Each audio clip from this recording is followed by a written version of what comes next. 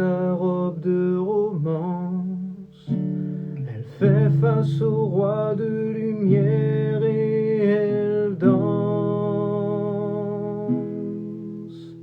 28 jours ont passé depuis que leur voyage avait prédit qu'ils se retrouveraient pour ce bal infini.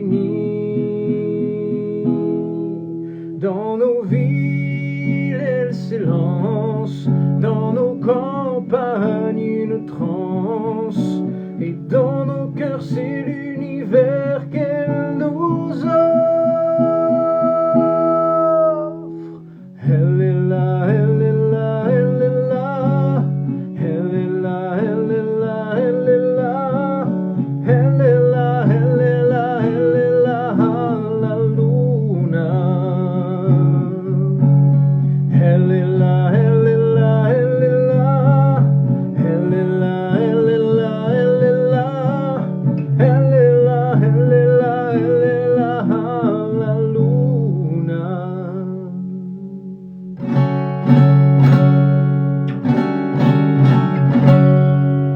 Olé! Bonsoir à tous et à toutes. Attendez, je mets un petit peu de lumière. Voilà. Alors j'espère que tout le monde va bien au moment où je fais cette vidéo, en cette avant-veille de pleine lune. Alors dites-moi si le son est correct, s'il vous plaît, si vous m'entendez bien, voilà, je mets une petite musique de fond. Voilà. Et oui, c'est bien, Jeanne, bravo, regarde, j'ai déjà préparé le verre d'eau. Donc préparez-vous un verre d'eau. On va faire juste une petite médite d'une minute ou deux pour se mettre dans un état de conscience réceptif et qu'on puisse aussi aborder ces énergies de pleine lune dont je vais vous parler ce soir. Je ne ferai pas très long. Parce que ça sert à rien de faire trop long, sinon ça devient trop pompeux, il y a trop d'informations. Je vais aller droit à l'essentiel, mais en même temps de l'essentiel vraiment qui est en lien avec les énergies du moment. Encore une fois, il ne suffit pas juste de parler de la pleine lune. C'est-à-dire, toutes les pleines lunes sont différentes et toutes les pleines lunes en Capricorne, même si on les retrouve chaque année, on retrouve dans la grande cyclicité, on va dire, on retrouve tout le temps l'enchaînement des lunaisons. Donc on a eu une pleine lune en Capricorne l'année dernière, puis l'année d'avant, encore d'avant, et on l'aura encore l'année prochaine. Mais par contre, la configuration du ciel n'est pas la même. Donc il ne suffit pas de parler « Tiens, c'est la pleine lune, voilà ce que ça veut dire. Tiens, c'est la pleine lune en Capricorne, voilà ce que ça veut dire. » Il suffit de parler de la pleine lune en Capricorne dans le contexte céleste actuel. Et comme ce qui est en haut et comme ce qui est en bas, la pleine lune en Capricorne de l'année dernière et de l'année d'avant et d'il y a un siècle et d'il y a 3 millénaires n'agit pas dans le même contexte socio-culturel que celui dans lequel on est ici et maintenant. Et celui qu'on est en train de vivre ici et maintenant est différent de celui qu'on aura l'année prochaine. Donc les lunaisons, même si elles nous sont représentées pour nous permettre un travail de conscientisation, ça c'est mon approche, de conscientisation à caractère initiatique, c'est quand même pas les mêmes chaque année. Donc, prenez-vous un bon verre d'eau, on va juste faire une petite médite là, et ensuite, on rentre au cœur du sujet. Du coup, ils n'ont pas les pleines lunes le même mois, si je comprends bien. Si. En général, chaque année, on a la pleine lune du Capricorne, la pleine lune en Capricorne au mois de juillet. La nouvelle lune en Capricorne au mois de décembre, voire début janvier, quoi. Ça dépend des années. Ok. Alors, je répondrai aux questions après, si vous voulez bien. Pour l'instant, je vous propose juste qu'on se mette en état de réceptivité. Pourquoi je tiens absolument à chaque fois à vous parler à la fois du verre d'eau et à la fois d'un état de réceptivité? Parce que vous êtes le verre qui reçoit la source d'en haut. À savoir que l'énergie nous est déversée d'une façon brute, c'est-à-dire l'énergie, c'est l'énergie. elle a sa force vibratoire. Et qu'est-ce qui va faire que tu vas œuvrer dans ta vie avec cette énergie? C'est soit que tu vas recevoir dans la tasse que tu es, dans le verre que tu es, soit tu vas recevoir cette énergie de façon inconsciente et tu vas vivre de façon compulsive, voire subconsciente, les énergies qui te sont présentées, soit tu vas te dire « Waouh, je vais préparer la tasse que je suis de façon à ce qu'elle reçoive les énergies du moment, que je puisse les sublimer en travaillant avec ce que j'aime appeler dans Astro Dojo les super C, c'est-à-dire ta capacité co-créatrice consciente. » Voilà pourquoi je tiens d'une part à faire une méditation à chaque fois, pour nous mettre dans cet état de réceptivité, pour nettoyer la tasse, entre guillemets, mais aussi, elle contient de l'eau, parce que je pense vraiment que l'eau, c'est une des médecines du futur, une des médecines vibratoires du futur. Mais pour ça, il faut apprendre à travailler avec et se souvenir que tout est vibration, que tout est énergie, et que cette eau contienne la charge vibratoire dont tu as besoin dans tes corps, aussi bien physique que subtil. Donc le but, c'est de devenir pleinement toi, pas pleinement vide de toi, tellement pleinement toi. Donc je t'invite à prendre une position confortable. Tu peux fermer les yeux, prendre une bonne inspiration. Et à l'expire, prendre conscience de ton corps et de toutes les informations que ton corps t'envoie en termes de sensations ici et maintenant. Ton corps, lui, il n'a pas besoin d'intellectualiser les énergies du moment, il y baigne. Donc il suffirait qu'on soit en hyper-conscience des informations que notre corps nous envoie à chaque instant pour être déjà connecté à l'énergie du ciel. Dans quelle partie de ton corps est-ce que ça résonne? Est-ce que ça vibre? Quelle partie au singulier ou au pluriel? Et je vais te demander de prendre conscience de ta respiration, une respiration calme et profonde, dans laquelle, quand j'inspire, le ventre se gonfle, quand j'expire, le ventre revient vers l'intérieur.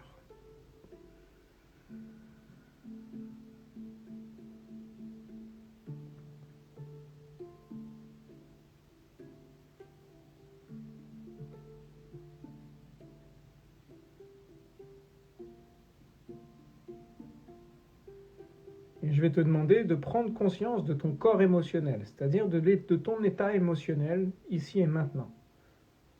Quelles sont les émotions que tu peux observer en toi? Il peut y en avoir une qui domine, une fréquence, une charge émotionnelle qui domine par-dessus les autres, mais il peut y en avoir plein d'autres qui sont imbriquées en même temps avec cette émotion dominante. Il y en a même parfois qui peuvent être contradictoires.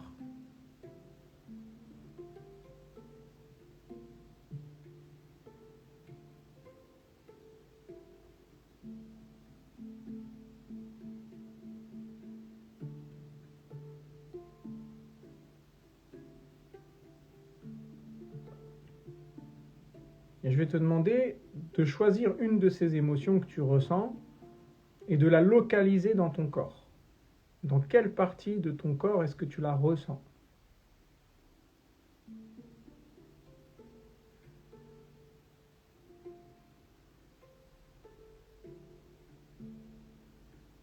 Tout en gardant la conscience de ta respiration, je vais te demander de prendre conscience de l'espace qui se situe au creux de ta poitrine, au niveau du cœur, et de te concentrer sur les battements de ton cœur, sur ce foyer de vie qui est ton cœur, et qui pulse.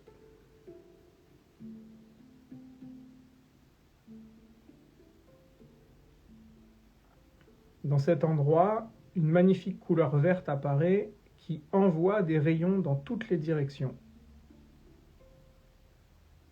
Partout autour de toi, en haut, en bas, à droite, à gauche, devant, derrière, dans les diagonales, en multidirectionnel sur tous les plans.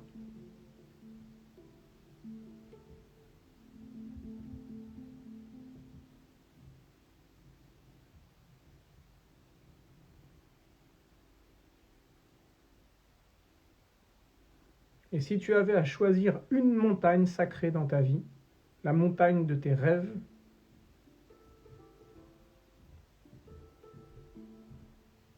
laquelle serait-elle?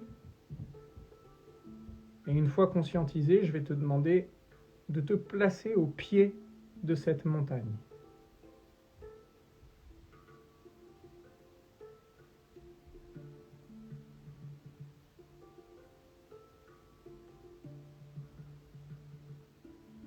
Et quand tu sentiras le moment, tu pourras prendre une bonne inspiration, te masser le visage, les yeux, et à l'expire, réouvrir les yeux quand tu sentiras le moment juste pour toi.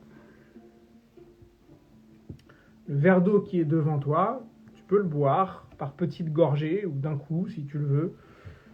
Il a reçu la fréquence vibratoire de ce qu'on a ouvert comme porte. Comme porte, même racine que portail. Alors, maintenant que vous êtes tous et toutes revenus, je soutiens encore que les portails énergétiques, en fait, il y en a tout le temps. À savoir que quand vous regardez le ciel, c'est la seule fenêtre visible qui nous est offerte à chaque instant pour observer l'univers. On a à notre disposition une fenêtre de façon permanente qui nous permet d'observer nos origines. D'observer, c'est une fenêtre qui nous donne une vue sur l'univers. Et donc, c'est une porte. C'est aussi un portail. Tous les jours, on a un portail énergétique. Donc, chaque jour est un portail énergétique en puissance, avec une intensité plus ou moins différente à chaque fois, mais n'empêche que chaque jour et chaque instant est un portail énergétique. Voilà, ça c'était pour remettre les choses dans leur contexte aussi.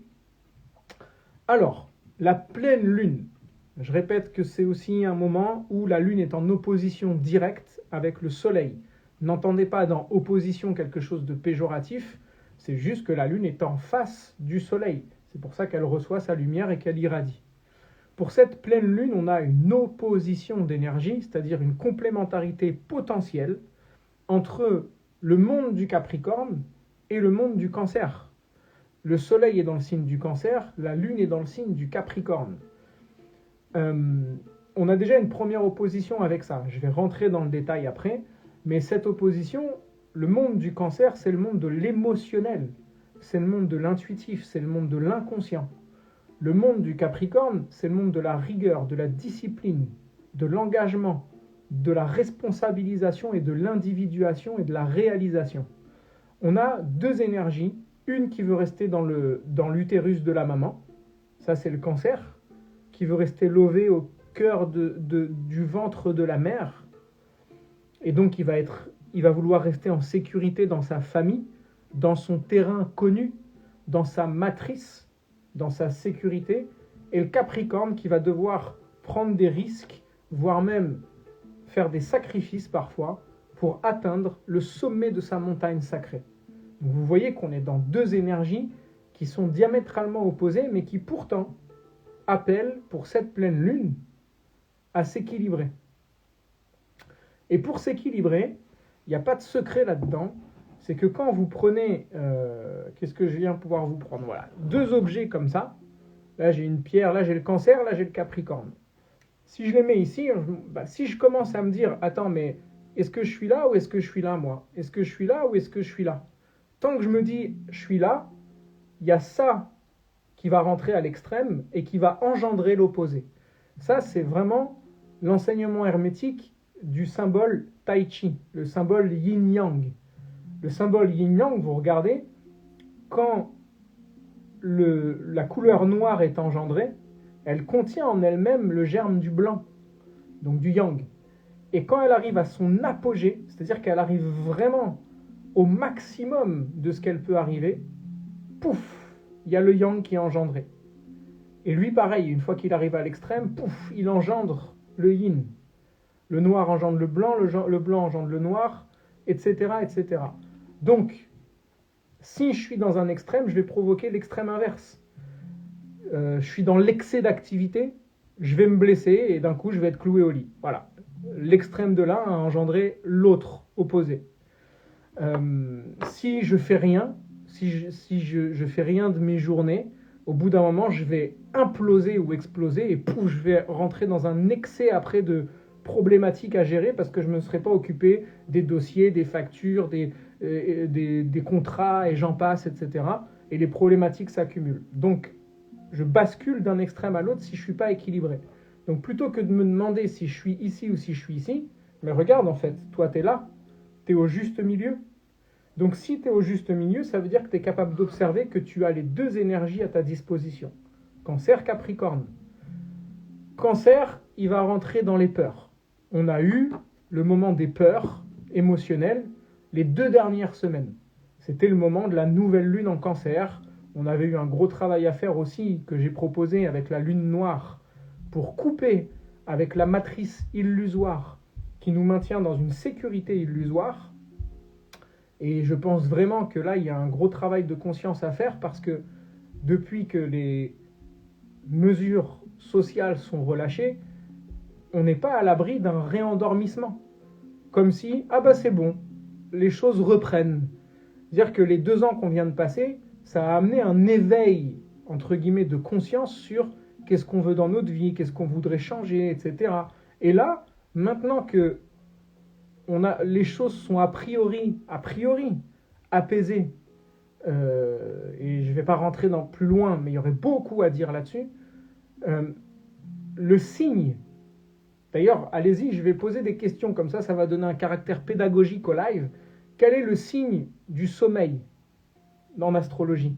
Quel est le signe qui parle de la nuit et du sommeil, du fait de dormir? Ça me permet de faire une pause et de boire ma vodka.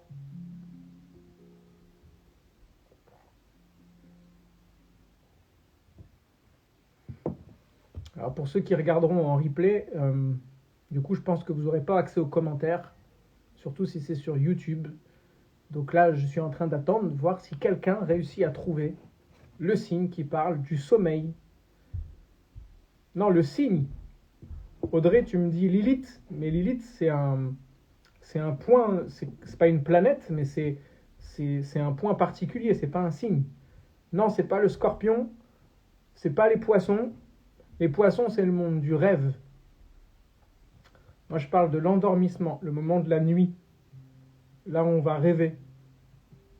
Avant les poissons, du coup. C'est un signe d'eau. Vous m'avez donné les signes d'eau. Ombre et lumière sur bois. Cancer. Exactement. Ah bah ça tombe bien. Le soleil, il est en Cancer. Oui, c'est le moment des vacances. Quand le soleil rentre en Cancer, le moment des vacances d'été.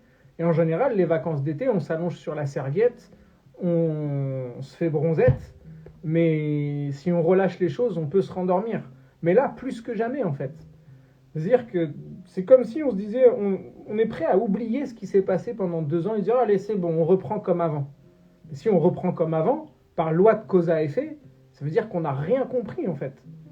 C'est-à-dire on s'apprête à refaire les mêmes choses qu'avant, mais il n'y a pas besoin d'être devin pour savoir que si on reprend la même vie qu'on avait avant, mais il n'y a pas besoin d'être devin pour savoir que ça va mener à des conséquences qui vont être similaires, si ce n'est pas plus grave.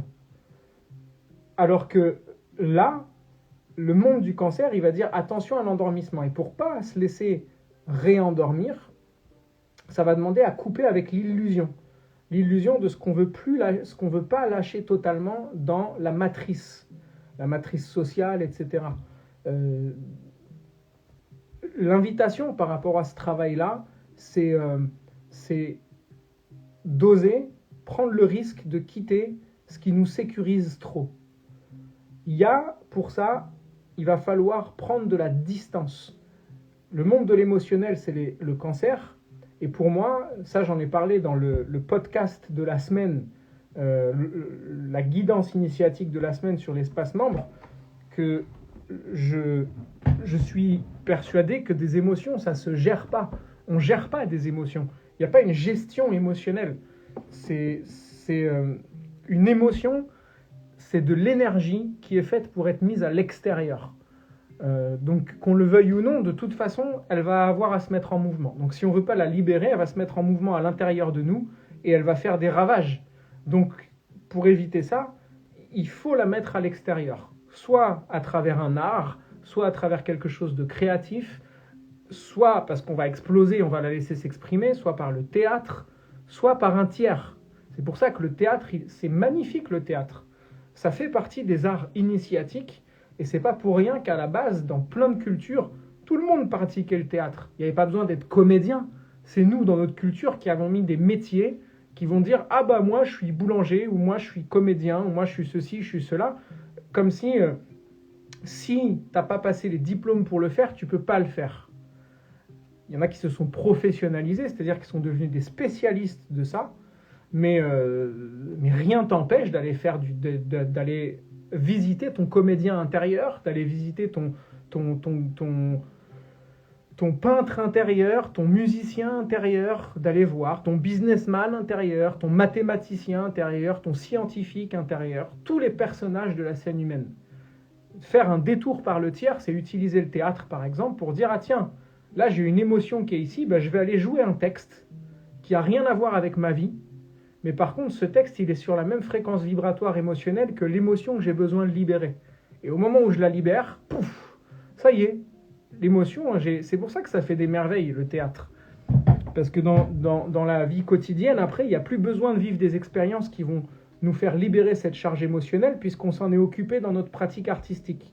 Alors je dis le théâtre, mais ça peut être n'importe quelle pratique artistique. C'est pour ça que je vous encourage vraiment à avoir une pratique artistique qui vous libère des énergies qu'on appelle des émotions pour que vous puissiez les sublimer en fait. Ça, c'est le monde du cancer. Le Capricorne, il nous dit « Prends de la distance par rapport à tes émotions ». C'est ce qu'on a fait tout à l'heure pendant la première méditation, où je vous ai dit « Observez les émotions qui vous traversent. Laquelle est dominante? Est-ce qu'il n'y en a qu'une seule? Est-ce que tu arrives à en observer plusieurs? » Ce qui veut dire que si tu observes tes émotions, c'est que tu n'es pas tes émotions. Tu as mis une distanciation, mais tu n'es pas en train de les gérer. Il n'y a pas à gérer les émotions. J'ai pris de la distance, maintenant je vais me dire, tiens, elle est là, je l'ai vue, je l'ai mise en lumière. Pourquoi elle est là? Si j'arrive pas à savoir pourquoi, c'est pas grave. Je vais l'utiliser pour qu'elle soit libérée. C'est tout, en fait. Et si j'arrive à tirer la bobine, savoir pourquoi elle est là, si j'arrive à toucher la cause de la cause de la cause de cette émotion, qui peut en faire apparaître d'autres d'ailleurs, eh ben, je commence à plonger dans l'inconscient, le monde du cancer. Donc tu vois que les deux peuvent vraiment s'entraider. Le monde du Capricorne, il dit prends de la distance par rapport à tes émotions, parce que si tu ne prends pas de distance, tu vas rester dans tes peurs. Donc le Capricorne, il te permet de prendre de la distance et de dire ok, je vais quand même mettre les mains sur le gouvernail et aller vers ma montagne sacrée. Et là, tu découvres ce que seul et uniquement la peur peut t'apporter, c'est le courage. Et on a besoin des deux. Ça, c'est vraiment pour l'axe cancer-capricorne. Il y a un autre axe allégorique, je dirais, qui vient parler de ça. Alors, je regarde parce qu'il y a une question. Oui, mais on gère nos habitudes face à nos émotions et c'est ça qu'il faut éliminer. Attends, j'essaie de comprendre la question, Julie. Oui, mais on gère nos habitudes face à nos émotions. Et c'est ça qu'il faut éliminer. C'est pas ma perception de la chose. Pour moi, c'est pas les habitudes de nos actes quotidiens qu'il faut éliminer.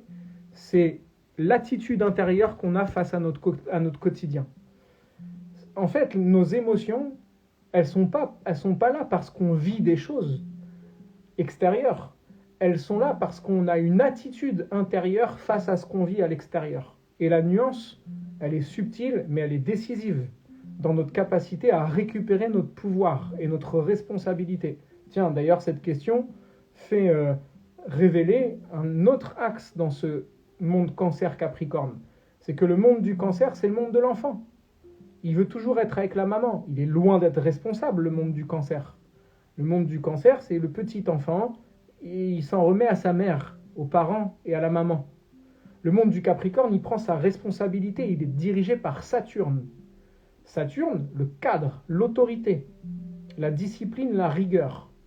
Donc lui, il dit, si tu veux aller vers ton rêve, si tu veux mettre les mains sur le gouvernail, il faut que tu aies développé, pour être le capitaine de ton âme, il faut que tu aies développé toutes les qualités capricorniennes.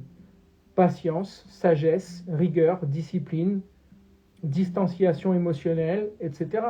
Sinon, si on est dans le monde du Cancer et qu'on met les mains sur le gouvernail, au moindre petit aileron de requin qu'on voit dans l'eau, ça y est, on va faire n'importe quoi avec le gouvernail. Le moindre iceberg qui arrive, si on ne sait pas garder ce qu'on appelle son sang-froid, d'ailleurs le signe de la froideur, c'est le Capricorne, c'est garder son sang-froid, c'est l'opposé du signe du Cancer, par exemple. Donc ça montre, par rapport à la question que Julie a posée, que l'attitude intérieure, c'est le monde du Cancer. La capacité à prendre de la distance avec ça et à remodeler la façon dont je vis mon monde intérieur, ça, c'est la responsabilité du Capricorne. Et c'est pour ça qu'on ne peut pas dire le monde c'est de la merde parce que les gouvernements font ceci, parce que mes parents m'ont fait ça, parce que j'ai vécu ceci, parce que j'ai vécu cela. Sinon, mon pouvoir, je ne fais que le remettre entre les mains d'un pouvoir extérieur. Et donc jamais je pourrai récupérer mes super C, c'est-à-dire ma capacité co-créatrice consciente. Si je veux récupérer mes super C, je suis obligé de passer par la case, je vais récupérer les morceaux de souveraineté que j'ai laissés entre les mains de tous mes bourreaux, de tous ceux que je considère comme mes bourreaux. Donc ça demande à revisiter. C'est pas pour rien que l'axe Cancer-Capricorne, c'est l'axe du passé et du futur. Ça nous dit, tiens, où est-ce que je veux aller dans le futur? Ça, c'est le Capricorne. Mais pour ça, il va falloir que je récapitule mon passé pour voir qu'est-ce qui m'a fait répéter des schémas qui font que j'arrive pas à co-créer consciemment, à être dans une super co-créativité, une super capacité co-créatrice consciente. Donc je vais devoir récapituler mon passé pour pouvoir me dire, attends, mais ça, entre les mains de qui est-ce que j'ai laissé mon pouvoir et ma souveraineté là-dedans? Et je suis concerné par ça, pas plus tard qu'hier encore, que j'ai vu que j'avais laissé mon pouvoir entre les mains de quelque chose, de quelqu'un. Donc ça nous demande de récupérer ça. Et alors je ne sais pas si je suis clair, est-ce que c'est OK pour tout le monde? Alors il y aurait beaucoup à dire, il y a Impact ta vie qui parle d'axe intercepté. Déjà que c'est un axe qui peut parler d'inconscient, l'axe Cancer-Capricorne. Alors un axe intercepté, c'est un axe inconscient. Donc voilà.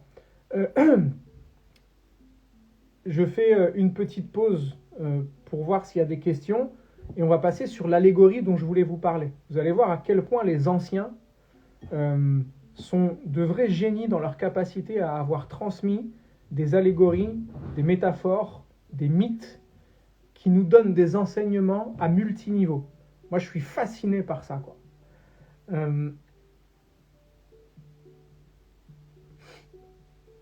Ok. Bon, apparemment, il n'y a pas de questions. Salut Guillaume. Donc, l'allégorie, c'est que je vous ai parlé du signe du Cancer il y a 2 semaines, ou dans le post, sur le feed d'Astro Dojo, que le signe du Cancer est le signe du foyer. Alors, il y en a plein qui l'ont réduit, le signe du Cancer, à la famille, le foyer, genre l'endroit où je vis, etc. C'est ça, il y a de ça. Mais c'est pas que ça. Augmentons la force vibratoire de ce que représente le Cancer, c'est-à-dire le foyer, et là on arrive dans un feu. Quand les pompiers vont devoir aller éteindre un feu, ils vont aller devoir éteindre le foyer, c'est-à-dire le cœur de ce feu, pour pas qu'il se propage. Donc il va falloir aller chercher le foyer. Le monde du Cancer, c'est le monde du foyer, d'un feu, un feu de vie ardent, divin. Je vous rappelle que le maître, la planète maîtresse, celle qui dirige le signe du Cancer, c'est la Lune. Et la lune, c'est c'est le glyphe de l'âme. C'est la planète qui représente l'âme, la lune. Donc le monde du Cancer, par analogie, il est sur la même fréquence vibratoire que la lune, il représente aussi le monde de l'âme. Donc, ça parle bien de quelque chose de divin, du foyer de l'âme, le foyer divin. Qu'est-ce que j'ai à couper, lune noire, avec ce qui m'empêche de me mettre en contact avec mon foyer divin? Et bien là, le signe du Capricorne va nous aider. Le monde du Capricorne, c'est la montagne. C'est la petite biquette qui est arrivée au sommet de la montagne et qui a sa barbichette toute blanche. Mais elle n'est pas arrivée là comme ça. Ça me fait penser à je crois que c'est Ivanov qui disait vous croyez que les maîtres spirituels sont arrivés sur Terre comme ça, pouf, ça y est, je suis un maître spirituel. Genre, ils sont nés avec une barbe, ils sont nés avec une beubare toute blanche, hyper sage, comme ça. Mais non, ce que l'histoire raconte pas de tous les grands maîtres, d'ailleurs, même si on prend un des plus grands maîtres que l'histoire ait connu, qui est Jésus, bah, il y a une ellipse dans les textes. C'est-à-dire qu'il y a un trou noir de ses 12 ans à ses 30 ans, si je me souviens bien. Je ne sais plus si c'est 30 ou 33 ans. Une ellipse, c'est un trou noir. Ça coupe, on tourne la page, on arrive, il a 30 ans. Donc le gars, il était enfant, il arrive, il revient, c'est le Christ. Ben, qu'est-ce qu'il a fait pendant toutes ces années-là? Ben, c'est tout le cheminement qui a fait l'accomplissement d'un maître spirituel. Et donc, le monde du Capricorne nous raconte l'histoire cachée, en fait. Ça veut dire que derrière, il y a eu du travail, une initiation, puisque le Capricorne, c'est le signe de l'initiation. Il y a eu des efforts à fournir, parfois des sacrifices, des moments de solitude, de la patience. Tout ça, c'est le monde du Capricorne. Donc ça nous raconte l'histoire cachée. Et l'histoire qu'on va avoir à appliquer nous-mêmes. Et comme c'est le monde de la montagne, le sommet de la montagne divine, et bien là, on a l'allégorie du mythe, de l'histoire de Moïse. Moïse, qui pour rappel, le Capricorne est le signe de la loi divine, hein, des lois universelles même. Donc Moïse qui part au mont Sinaï. D'ailleurs, le mont Sinaï, en hébreu Sin, ça veut dire c'est la déesse de la lune. Recherchez, hein. Vous pouvez juste regarder hein, sur Wikipédia, vous tapez déesse de la lune Sin, S-I-N, et Aï, ça veut dire la montagne. Donc le mont Sinaï, c'était la montagne de la lune sur laquelle le peuple hébreu vouait un culte lunaire. D'ailleurs, c'est pas pour rien que la culture hébraïque suit un calendrier lunaire. Toutes les fêtes, le Rosh Chodesh, chaque mois, c'est la nouvelle lune. Le Rosh Hashanah, la nouvelle année juive, c'est au moment de la nouvelle lune en vierge. D'ailleurs, la déesse Sin, c'est pas pour rien que les juifs vont dans une synagogue. Donc vous voyez, c'est sous nos yeux tout ça. C'est devant nous. La synagogue, c'est bien en lien avec la déesse de la lune. Donc, quand Moïse doit grimper le mont Sinaï, il met des années. Et il doit monter. Ça, il est seul. Vous voyez, c'est très capricornien. Et arrivé là-haut, qu'est-ce qu'il trouve? Le buisson ardent, le foyer ardent. Tiens, le monde du Cancer. Et il représente quoi, ce buisson ardent? Il représente l'énergie divine qui va lui transmettre les commandements, c'est-à-dire la mission qu'il a à accomplir. Il doit aller transmettre la loi, les lois divines, qui sont les 10 commandements à l'époque, enfin que nous on a reçus de façon contemporaine comme étant les 10 commandements. Mais c'est les lois universelles, si tu veux. Donc, l'axe Cancer-Capricorne va nous dire, ok, quelle est la montagne sacrée que j'ai besoin de grimper, ou vers quelle montagne sacrée j'ai besoin de diriger mon bateau en mettant les mains sur le gouvernail, pour aller chercher quelles sont les lois que je vais devoir respecter pour atteindre ma montagne sacrée. Donc les lois, elles sont à écrire. C'est tes lois. Si je veux atteindre tel projet ou tel objectif, voilà ce que mon âme me dicte. Par loi de cause à effet, j'y arriverai. Mais si je ne respecte pas les lois qui me mènent à mon projet ou à mon rêve, à mon sommet de montagne, c'est-à-dire ce à quoi m'appelle au niveau de l'âme, j'y atteindrai pas. Donc voilà l'allégorie qu'on a dans l'axe Cancer-Capricorne. Est-ce que ça va pour tout le monde? Mettez-moi un emoji pour me dire si c'est assez clair pour vous.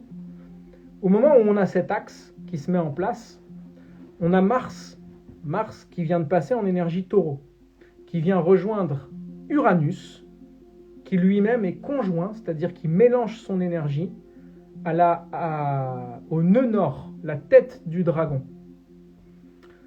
C'est quoi le nœud nord? C'est la libération de l'âme, c'est le chemin de l'âme. Uranus qui est collé à ça, qui est collé au nœud nord depuis peu de temps là. Coucou Mélissa. Ça veut dire, il est temps de libérer ton chemin d'âme. Uranus et le nœud nord, le chemin de l'âme. Pour faire quoi? En taureau. Taureau, c'est le signe de la place. Il est temps de libérer mon chemin d'âme pour que je puisse prendre la place à laquelle j'aspire depuis toujours. Au moins depuis maintenant. Puisque maintenant, c'est toujours, et toujours, c'est maintenant. Est-ce que c'est clair ou est-ce qu'il faut que je répète cette phrase-là? Parce que je l'ai faite en live direct là. Il est temps de libérer mon chemin d'âme qui m'invite à prendre la place que j'ai toujours souhaité prendre. Et pour ça, il est temps que je passe à l'action. Mars. Donc Uranus, c'est la planète de la lumière. C'est elle qui invite à mettre en lumière tout ce qu'elle touche. Alors, il y a 2 degrés d'écart entre Uranus et le nœud nord. 2 degrés, et c'est suffisant, largement suffisant pour parler d'une conjonction. Mais Uranus va très lentement. Ça veut dire que ça va durer pendant encore quelques mois. J'ai pas regardé jusque quand, j'ai pas les éphémérides là, mais j'ai pas regardé jusque quand Uranus est en conjonction au nœud nord, mais je pense qu'on en a encore pour quelques mois. Au moins jusqu'à la fin de l'année. Mais Uranus, il est en carré, c'est-à-dire une énergie confrontante, carré, 90 degrés, avec Saturne, le maître de cette pleine lune. Donc ça veut dire, si je veux prendre ou libérer mon chemin d'âme pour prendre la place que je veux vraiment prendre, ça va me demander du courage, de transcender mes peurs, de couper avec une matrice illusoire, mais en même temps, faut le dire clairement, me sortir les doigts, quoi. D'où, j'en sais rien, mais en tout cas, les sortir. Sachant que Jupiter, l'amplificateur, ce qu'on appelle communément le grand bénéfique, mais j'évite d'utiliser ce genre de terme parce que je veux sortir du concept bien-mal. Jupiter, celui qui va amplifier une énergie et proposer des opportunités qui vont dans le sens de cette énergie. Et dans le monde du bélier, c'est le monde de l'action, c'est le monde du commencement, de la naissance. Donc c'est celui qui va amplifier, proposer des opportunités de passer à l'action. Ça veut dire que les opportunités sont déjà sous nos yeux. Et genre, il est encore temps de mener les actions qui vont dans le sens de ce que tu veux. Donc il n'y a pas à se foutre de la pression. Je dirais que l'ennemi, entre guillemets, ou l'obstacle majeur qu'on pourrait avoir là-dedans, c'est les émotions. Les émotions et les peurs qui paniquent. Qu'est-ce que je fais, etc. là, dans ma vie, qu'est-ce que je veux, tout ça. Il y a quelque chose de calme à mener, mais il y a un chemin à faire. Et les réponses, elles sont à trouver. D'ailleurs, je le réalise en te le disant avec cette énergie. Seul. Ça veut dire que c'est soi-même, c'est pas quelqu'un qui doit dicter quelle est la direction à prendre avec les mains posées sur ton gouvernail. Et il y a un dernier point dont je voudrais parler, c'est que, d'une part, on a le Soleil qui est en conjonction, donc qui mélange son énergie avec Mercure d'un côté et Cérès, donc Déméter, de l'autre. De l'autre côté, on a la Lune qui, elle, est conjointe, qui mélange son énergie, à Pluton, Hadès, le dieu du monde des enfers. Déméter d'un côté, Hadès de l'autre, ah bah là on est en plein cœur d'un mythe de la mythologie grecque, qui est le mythe de Perséphone. Donc Perséphone, c'est la petite ondine des forêts qui est très belle et dont Hadès tombe amoureux. Donc Hadès, lui, il dirige le monde des enfers. Hein. Il tombe amoureux de Perséphone parce qu'il la trouve super belle. Il décide de venir sur Terre, il la kidnappe, il l'emmène dans les enfers et il en fait sa femme. Ça devient sa femme. Donc c'est easy pour lui. Et donc elle est prisonnière du royaume des enfers, le royaume des morts. Sauf que sa mère, qui n'est autre que Déméter, donc Cérès, accepte pas ça. Elle veut aller chercher sa fille, elle veut aller aider sa fille. Sauf que elle, pour aller arriver dans les enfers, il va falloir qu'elle fasse un long voyage. Mais elle fait ce voyage. Elle descend dans le monde des enfers. Et elle va aller négocier avec Hadès. Et Hadès finit par accepter, à la condition que Perséphone remonte 6 mois sur Terre et qu'elle redescende 6 mois dans les enfers. Moi, j'ai vraiment synthétisé l'histoire, hein, mais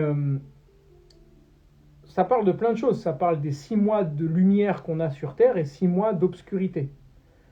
Puisque l'été et le printemps vont ensemble, hein, c'est les deux saisons yang, et l'automne et l'hiver sont les deux saisons yin qui vont installer l'obscurité. Donc en gros, on a 6 mois, initiatiquement parlant, 6 mois de lumière, de travail de lumière, et 6 mois de travail d'intériorisation, qui peut être lumineux d'ailleurs aussi, hein, soit dit en passant. Donc ça, c'est d'une part au niveau des cycles naturels dont ça parle, hein, mais c'est aussi nous, c'est l'invitation à savoir subtilement et intelligemment, avec sagesse, switcher entre le monde des profondeurs et le monde du manifesté, entre le monde conscient et le monde inconscient. Si on ne prête pas attention à notre monde inconscient, c'est-à-dire le projecteur, puisque la réalité n'est que la projection de ton monde intérieur, mais si je ne viens pas mettre la lumière sur le projecteur, les galères que je vis à l'extérieur, je ne pourrai jamais conscientiser qu'elles sont là parce qu'en fait, sur le projecteur, il y a de la poussière. Et donc, si je veux nettoyer mon espace de réalité et co-créer en conscience, je vais devoir déjà aller voir l'état de mon projecteur, le nettoyer, faire ce qu'il y a à faire pour que la réalité manifestée de ce que j'ai co-créé soit remodelée. C'est pour ça que un jour, un enseignant m'a dit, comment il m'a dit cette phrase ? L'attitude porte en elle-même sa propre récompense.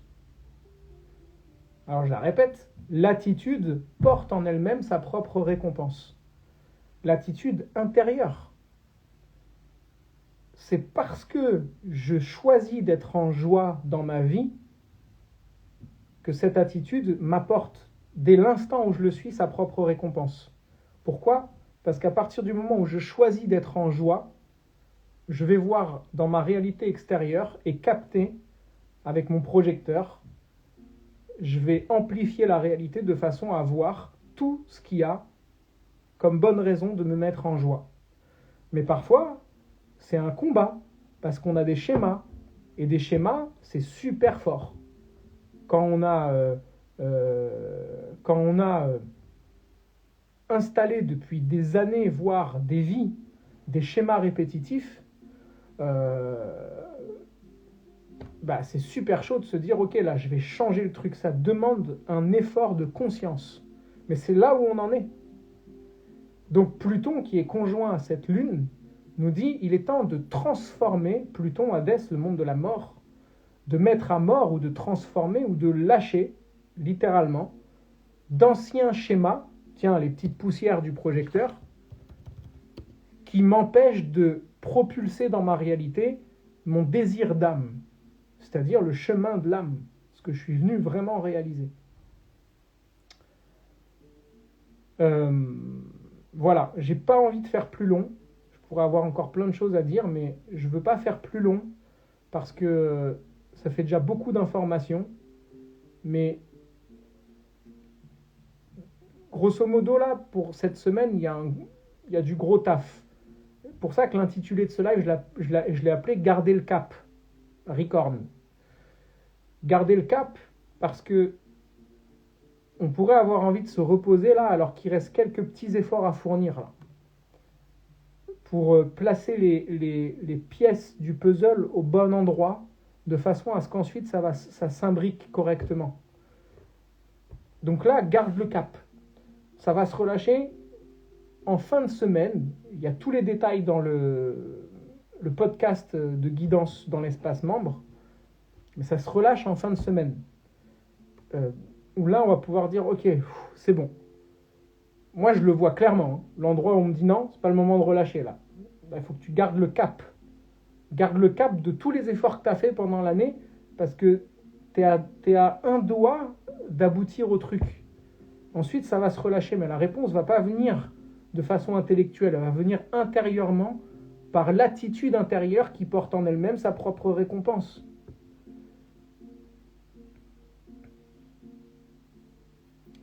Alors, il y a Julie qui demande si il y a un moyen pour récupérer un peu beaucoup d'énergie. Ça, c'est à chacun de prendre, encore une fois, sa responsabilité. J'ai fait un post cette semaine dans Astro Dojo, enfin pas un post, une story, où il y a le personnage de BD, hein, de Johan, qui parle avec Ninka, la tortue, et qui lui dit, il y a 3 formes de chi, d'énergie majeure. Il y a le chi du ciel.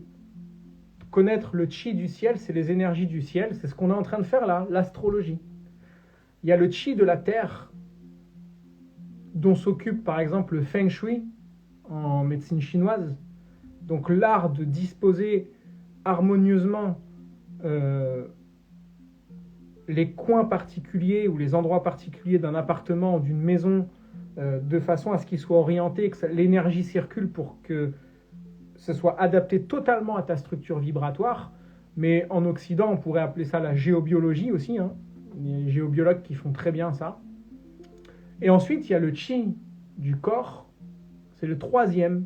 C'est celui qui est le pont entre le chi du ciel et le chi de la terre. Eh bien, c'est toi. Et justement, pour cette lune en Capricorne, quels sont les schémas, les vieux schémas qui m'empêchent, donc que j'ai à lâcher, de prendre soin de moi, de mener des activités qui me permettent de récupérer de l'énergie, comme par exemple méditer, avoir une pratique artistique. Moi, en ce moment, ce qui m'accompagne au plus profond, c'est le Qigong. Le Qigong, c'est la révélation de ces dernières années pour moi, après 30 ans dans les arts martiaux externes, c'est-à-dire Yang, Fight. Le Qigong, ça a été la révélation totale. Et ça m'accompagne puissamment. De toute façon, je suis en formation encore là, depuis une semaine, donc c'est intensif. Alors ça brasse et tout ça, mais en même temps, je sais que ça m'aide à faire le travail du moment. Donc à toi de trouver quelles sont les pratiques dont tu as besoin qui t'amèneraient de l'énergie. Et un signe vénusien, donc c'est le monde du taureau, pour neutraliser Mars, les colères, la précipitation, etc., de faire de la musique, du dessin, de la peinture, d'aller marcher dans la nature, dans la forêt, de se relier à la terre. Il n'y a rien de compliqué là-dedans, en fait. Hein.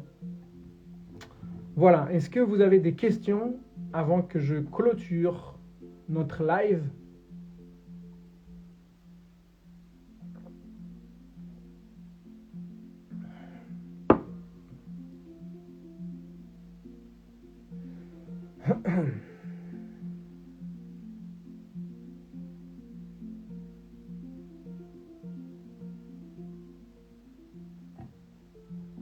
Évidemment, il y a plein d'autres aspects dont j'ai pas parlé, mais parce que ça serait trop long. On n'est pas on va pas décortiquer le thème astral de cette pleine lune, mais il y a plein d'aspects, c'est-à-dire des angles entre plein de planètes, etc. Mais le gros de tout ça, c'est dit, c'est lancé, quoi. Merci à vous. Merci d'avoir participé à ce live. Qu'est-ce qu'on fait avec Mercure qui contrôle trop en Capricorne, justement, maison 6 ? Alors, Lady Marie Tarot. Et ah oui, bah merci du coup de poser cette question, parce que j'ai une annonce à vous faire qui est importante. Alors, en live, pour les nouveaux arrivants, je ne réponds pas aux questions personnelles. Vous vous doutez bien que si je commence à répondre à une question personnelle à quelqu'un, tout le monde va vouloir. Et je ne peux pas. Je donne déjà de mon temps pour vous offrir ça. Si en plus, je dois sortir votre thème ou aller chercher, etc., pourquoi il y a ça, etc., c'est un travail, c'est mon travail. Donc à ce moment-là, il faut prendre une séance. Mais il y a aussi un autre truc, c'est que parfois, il y a des personnes qui m'écrivent en message privé pour me poser des questions de cet ordre-là, par exemple. Mais je ne réponds pas, en fait. Je ne réponds pas parce que si je dois répondre à tout le monde, ça me prend un temps énorme. Donc si je ne réponds pas, c'est pas parce que c'est pas parce que je vous ignore ou que je vous snob. C'est juste que je ne peux pas répondre à tout le monde, surtout pour des questions privées. Si vous avez des questions privées, ou vous voulez savoir comment se passe une séance, etc., il y a toutes les infos sur le site. Il y a tout, vraiment. Je ne peux pas faire mieux que ça. Et si vous voulez aller plus loin, à ce moment-là, il faut qu'on travaille ensemble. J'ai besoin d'avoir votre thème sous les yeux pour vous donner des réponses concrètes. L'astrologie, c'est pas juste, tiens, j'ai Mars dans telle maison, voilà mon problème, qu'est-ce que j'en fais? Moi, j'ai besoin d'avoir l'ensemble du thème. C'est quoi ton ascendant? C'est quoi les aspects? C'est quoi les transits planétaires qu'il y a en ce moment? C'est très complexe tout ça. Donc, c'est pour ça que je tiens vraiment à pas faire, vraiment, hein, je tiens à ne pas faire de l'astrologie de comptoir. Astro Dojo, et ça, je garde la tête haute là-dessus. Astro Dojo, c'est pas de l'astrologie de comptoir. Et je veux pas faire de l'astrologie de comptoir et j'en ferai pas. Voilà. Donc, je vous souhaite une magnifique pleine lune. Et je vous donne rendez-vous dans l'espace membre. Vraiment, si vous voulez encourager le travail d'Astro Dojo et ce que je fais, etc., rejoignez l'espace membre. C'est 5 € par mois. Vous avez le podcast de guidance de la semaine toutes les semaines. Vous avez la guidance initiatique en lettres initiatiques écrites à chaque nouvelle lune. Vous avez un Qigong pour le mois à chaque nouvelle lune. Il y a un Moon Live avec tout le groupe à chaque nouvelle lune. Et j'essaie de vous donner un maximum de contenu pour que vous puissiez kiffer, quoi. Pour 5 € par mois. Voilà. Moi, ça me permet de continuer à faire ce que je suis en train de faire là, par exemple. Donc, n'hésitez pas à nous rejoindre. Et plus le groupe sera conséquent, plus je pourrai faire ce que je suis en train de faire là. Parce que je pourrai me libérer de mon temps pour pouvoir vous donner encore plus de contenu. Voilà. Et merci beaucoup pour celles et ceux qui témoignent. Et merci Marion pour ta venue. Je sais qu'il y a plein de nouveaux ici. Et voilà, ça fait plaisir de vous retrouver. N'hésitez pas à laisser un commentaire, ça boostera la vidéo, etc., etc. À la repartager aussi en story en me taguant, en taguant Astro Dojo. Et je vous remercie du fond du cœur pour votre soutien. Et surtout, quoi qu'il arrive, souviens-toi toujours, va vers toi et diffuse ta lumière. Ciao tout le monde.